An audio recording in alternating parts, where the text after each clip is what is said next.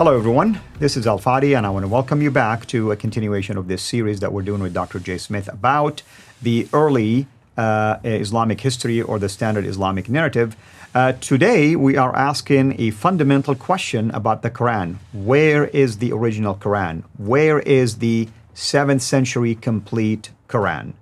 And with me here in studios to answer this question and interact with me is Dr. J. Smith. Dr. J., I grew up as a Muslim, believing that the Quran that I have in my hand is the exact replica of the Quran that I found in heaven, the Quran that was revealed to Muhammad, the Quran that was put together by Uthman, the complete Quran.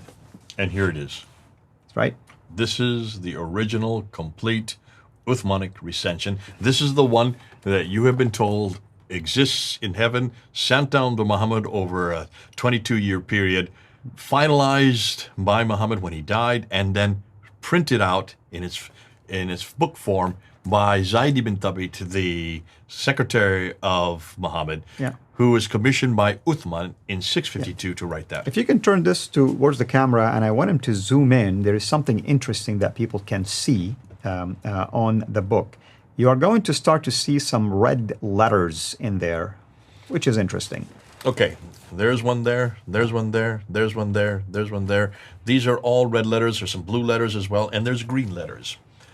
Now, we're going to be getting to that later on, but certainly this is what they call the original Quran. Now, of course, this has been published in the 21st century, printed in the 21st century. It's the facsimile, it's the manuscripts where this is derived that are from the 7th century. Why? Well, let's look and see what the standard Islamic narrative tells us. So let's go to the slide and let's unpack it. According to the standard Islamic narrative, not according to you, not according to me, this is what every Muslim believes. This is what every Muslim has been told. In the 7th century, I want you to note the cities, which I'm going to put up, in the countries where the earliest Qurans were created. So Muhammad dies in 632. The Quran is not written down when he dies. It is not written down like this at all. We don't have any evidence that it was Well, even the traditions don't say that. No. And Al-Bukhari, you need to go to Al-Bukhari, volume 6, hadith number 509.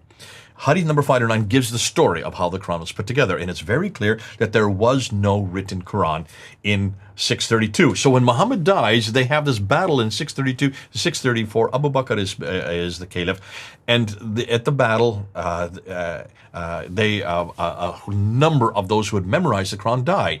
So there's a crisis on their hand, because if all those who memorized the Quran died, then there's no Quran. So they get Zayd ibn Thabit, who is the secretary of Muhammad, to write the Quran down. So he does that in 632, not 652, but 632.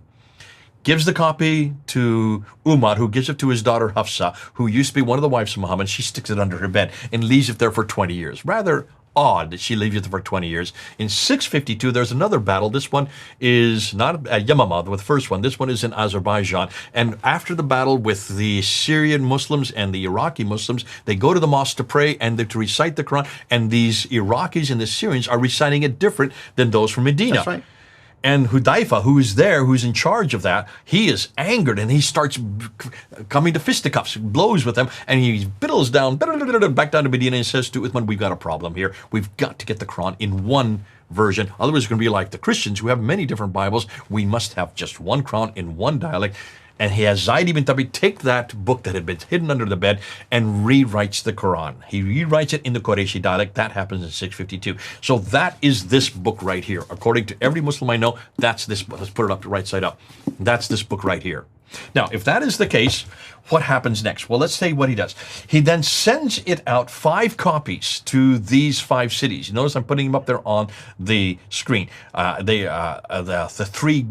The 2 green ones is Mecca and Medina there down in the south, and then you have Basra there at the head of this of the Persian Gulf. You have Kufa, and then you have Damascus. So 5 cities: Mecca, Medina, Basra, Kufa, and Medina. 2 in Iraq, 1 in Damascus in Syria, and 2 in Arabia.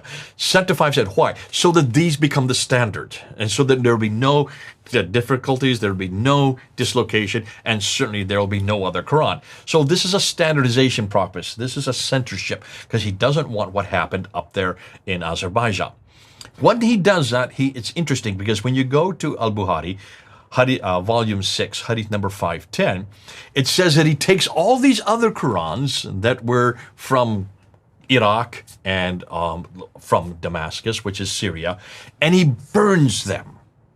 burns them. Burns them. Why? Because they're different. They're different writing. Now, you're an Arab speaker, and you know that to burn dialectical differences, you need something to show the dialectical differences in an Arabic script.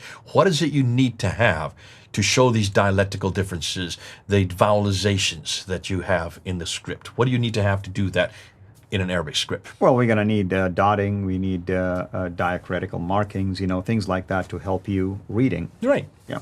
We say potato, you say potato, we say tomato, you say tomato. There is, between the British and the French, the British and the Americans, we have different ways of saying it, and those are vowelization differences, and you write them differently depending on what it is. In the same way, in Arabic, you need to show the differences in a script. You need to have vowelization. You need the dhamma, the kasra, the fatha. You need to have the dots. You need the 5 dots, 3 above and 2 below. Dots and vowels didn't exist in 652. Is that a problem for you?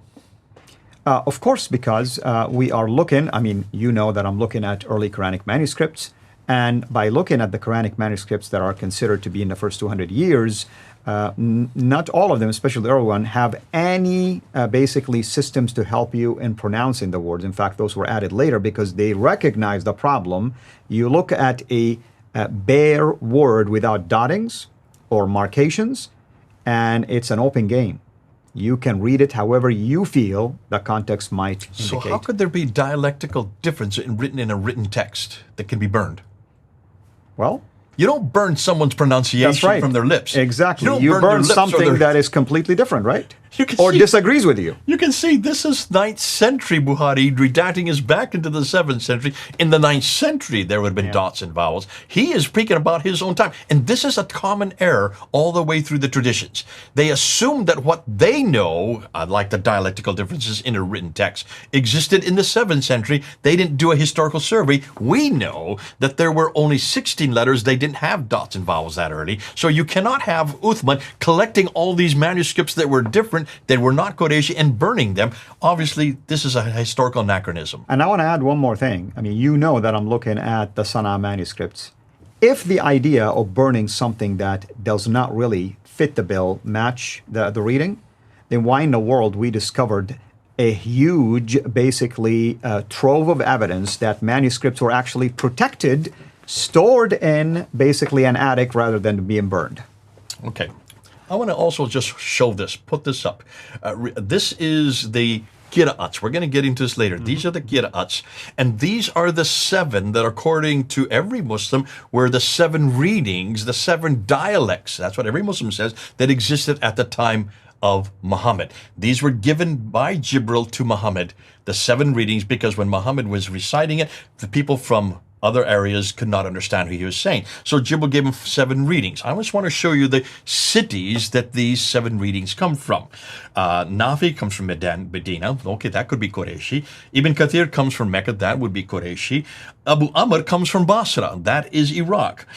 Ibn Amir comes from Damascus. That's Syria. Asim, Hamza, and Al-Kisai all come from Kufa. That's Iraq. So of the 7, 4 of them come from Iraq and Syria, the very places where these were burned. Yet these are the 7 that supposedly existed at the time of Muhammad. If that is the case, you've got a real problem here. Why would he be burning the very things that the major 7, the Qira'at, these are the readings, the creme de la creme, the best of the best, as Yasser Qadi always calls them. Why would he be burning the very things that actually where they came from? At best case scenario, it's a political issue. At worst case, we have different Qurans.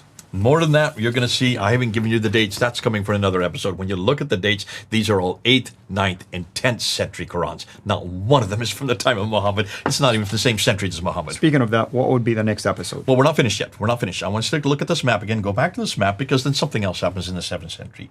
Suddenly, 3 other Qurans start to appear. One in Damascus, written by Ubay ibn Ka'b, and it has 116 surahs. 116? You're supposed to have 114. That's 2 more surahs than what are needed. Another appears in Baghdad, written by a guy named Ibn Mas'ud, and he only has 110 surahs. That's 4 less than what's in the Quran. And some even argue 111, but still it's missing few. It doesn't have as many as the one that Zayd ibn Thabit has, or the one that we have today. And Ibn Musa has 114, but it's not the same surahs. So you have 3 different Qur'ans in 3 different cities. Notice where the red circles are. They're all in Iraq and in Syria. That's hundreds of miles further north. And what's interesting, so we have 5 Qur'ans sent to 5 cities.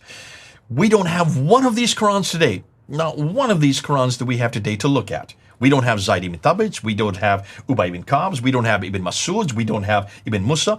How do we know about these Qur'ans? It's the standard Islamic narratives that tell us about these Qur'ans. And when Dr. Arthur Jeffrey looked at the standard Islamic narrative, he found 15,000 differences between those 3 and Zayd ibn Thabit. 15,000 And differences. I have his document, and I'm going through it myself right now. Can you then see there's a problem here? Absolutely. Huge problem. What's next? We're going to look at some of the manuscripts that we do have today. Wonderful. And I think everybody is excited already when it comes to the manuscripts of the Quran. It's very damaging, really, because that's what the foundation of Islam is resting on. Until next time, have a blessed day. Thank you for watching this video. Be sure to like and subscribe to our channel, Sira International, and click on the bell so that you receive notifications whenever we publish a new video or go live.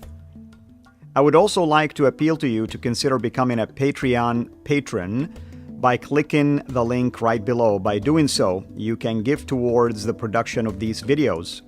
There are also other options for you where you can give to our channel. I thank you from the bottom of my heart.